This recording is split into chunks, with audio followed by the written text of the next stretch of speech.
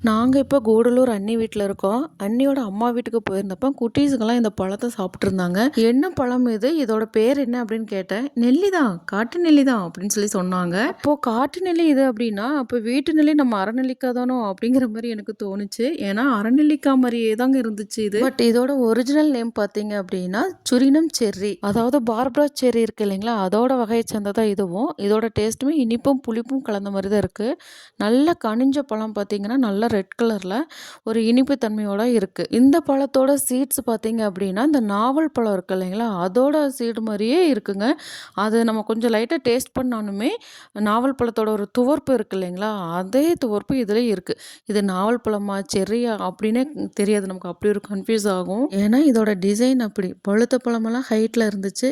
பழுக்காத பழம்லாம் கீழ இருந்துச்சு. அடிச்சு புடிச்சு நாங்க பறிச்சு கொண்டு போனா, இந்த பழத்துக்கு குட்டீஸ் கிட்டலாம் ஒரே அடிதடி. அப்புறம் என்ன எனக்கு ஒரே பழம் தான் கிடைச்சது.